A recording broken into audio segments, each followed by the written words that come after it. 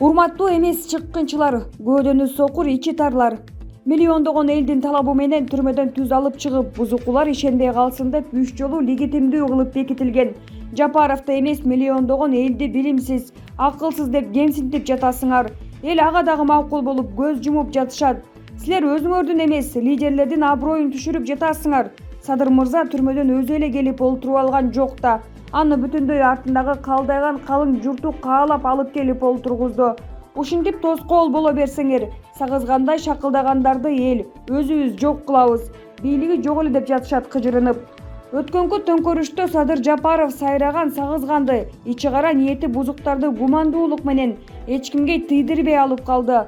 Эгерде Жапаровдун ниети бузук болгондо, башын оортуп олтурбай эле президентти кууп, баарын камап кустуруп ит кылмак. Ал андай жолго барган жок. Ал иттер менен кошо үрүп, алардын деңгээлине түшкөндү каалабады. Бул менин сөзүм эмес, артта калган тарыхтын баасы. Ушул ыйык президенттикке аттанып жатканыңарга сүйүнгүлө. Силерге азыркы бийлик чоң мүмкүнчүлүк түзүп берип жатат. Ким канчалык Садыр Жапаровду каралап, аны шылдыңдап жатса, алар Садыр мырзаны эмес, элди шылдыңдап тепселеп жаткан менен барабар болуп жатат.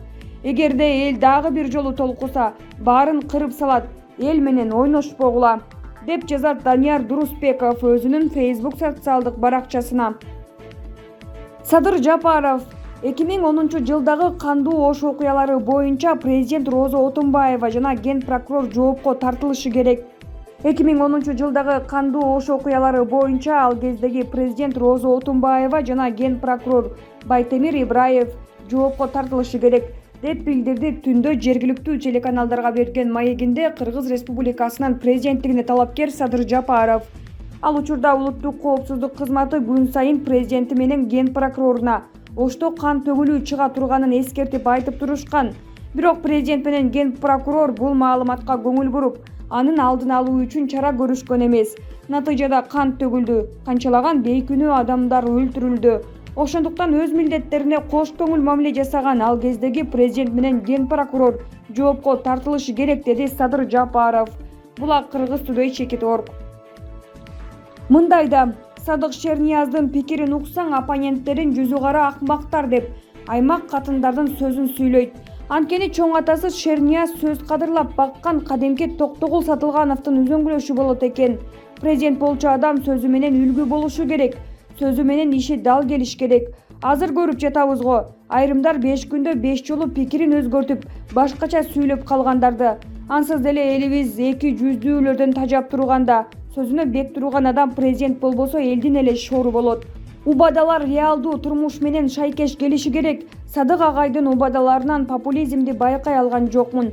Анан калса Адахан Мадумаров дагы Садык Шернияз үчүн башкалардай эле оппонент. Бирок ал ага карабай Мадумаровдун карманган принциптери тууралуу чындыкты айтты. Ичи тарлык кылбай элечи, деп жазат Зарылбек Шермаматов өзүнүн Facebook социалдык баракчасына. Президенттин парламенттеги өкүлү Курманбек Бейканбаев кармалды. Бул тууралуу Улуттук коопсуздук мамлекеттик комитети билдирди. Маалыматка караганда, ал 4-октябрда өткөн шайлоо учурунда кайсы бир саясий партиянын кызыкчылыгы үчүн стратегиялык мааниге ээ мекеменин жетекчисинен 7 миллион сом талап кылып, баш тарта турган болсо кызматтан кетирерин айткан. Ошондой эле ал жеке кызыкчылыгын көздөп мыйзамсыз алган акчаны шайлоодо көп добуш алуу үчүн үгүт өнөктүгүнө жумшаган. Бул факт боюнча Кылмыш жаза кодексинин 320-беренесинин 3-бөлүмү кызматтык абалынан кыянаттык менен пайдалануу менен кылмыш иши козголуп, Дыйканбаев УКМКнын убактылуу кармоочу жайына киргизилген. Учурда бул ишке катыштыгы бар башка адамдарды аныктоо иштери жүрүп жатканы айтылат. Булак репортер Чекит KG. Бактыбек Калмаматов: таза шайлоо өтөөрүнө ишенбейм. Октябрдагы элдик толкундоолордон соң бийликке келгендер таза шайлоо өткөрүүнүн аракетин көрбөй жатат. Калмаматов өлкөдөгү абал талапкерлерди чет элден колдоого байланыштуу экендигин билдирди. Бул Эргул Каныбек Иманалиев Кыргызстанда номер 1 трайбалист Сариев болсо, Каныбек Иманалиев номер 2 трайбалист. Акаевдин учурунда жердеши менен Акаевдин өкүл баласы болгону үчүн бир катар майлуу сүттүү жерлерде иштеп, кыйла тайраңдаган. Найти на меня уголовное дело, это как найти крокодил в реке Нарын деп тантыраган киши ушул. Партияларды алмаштыруу боюнча алдыга эч кимди салбайт. Алсак алга Кыргызстан, ар намыс, теке мекен, жегеним Кыргызстан. Ким депутаттык мандат берсе баш ийип эмгек кылууга даяр. Коррупционерлердин партиясы болгон жегеним Кыргызстанга кирди эле. Ал жактан бир ош тараптан чыккан чыгаан саясатчы бул трайбалистке орун жок деп тизмеден ыргыта сөзгөн. Болбосо кайра эле тайраңдап депутат болгусу келген. Өзүнү аябай кыйын сезет. 30 жылдын ичинде 3-4 ирет депутат болуп, өзүн түшпөс хан сезип алган. Бүгүнкү күндө 90% эл колдогон Садыр Нуркожоевичке ачыктан ачык каршы чыгып, бузуку болуп жатат. Батышчыл текиге кошулуп кандай максатты көздөп жатышат? Бул эл бузарларды эмне кылышыбыз керек, деп жазат Бекжан Исмат өзүнүн Facebook социалдык баракчасына. Анга түшүп алып, сен да түш дегендерге. Осурган кыз осурбаган кыздын бетин аймайт дегендей. Адахан Мадумаров дече эле президенттик башкарууну жактап, бүгүн андан баш тартууда деп беттен алгандар көбөйдү. Бул маселени тактап ордуна коюш үчүн бир аз ой бөлүшүп койсок. Биринчиден, Адахан Мадумаров президенттик башкаруудан жана депутаттарды бир мандаттуу округтан шайлоодон баш тарткан эмес. Болгону Садыр Жапаровдун вариантындагы монстр президенттик башкарууну четке какканы анык. Анын себеби бар. Анткени Жапаровдун долбоорунда өкмөт башчы кызматы сакталган, президенттин ыйгарым укуктары ченемсиз кеңейтилип, парламент алсыздандырылган. Булардын бардыгы Адахан Мадумаров айтып жүргөн президенттик башкарууга караманча каршы келет. Мадумаров президенттик башкарууда өкмөт башчы кызматы жоюлуп, президент өкмөтү түздөн-түз өзү башкарууга тийиш. Президенттик башкарууда парламенттин ролу азыркыдан да кеңейтилип, күчөтүлүш керек. Сот бийлиги көз карандысыз болуп, президенттин таасиринен чыгартылыш керек деген позицияда болуп келатканы маалым.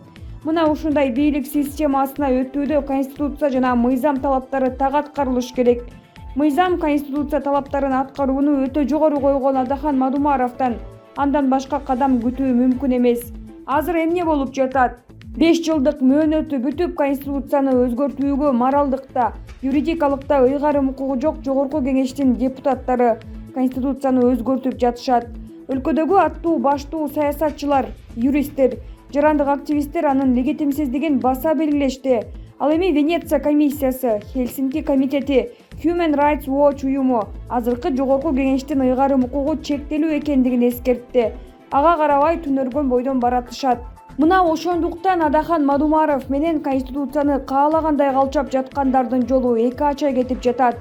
Мыйзамды, конституцияны бузуу менен конституция жазуу эмне? Абсурд. Келечеги бүдөмүк иш, деп билдирет Айданбек Акматов өзүнүн Facebook социалдык баракчасына.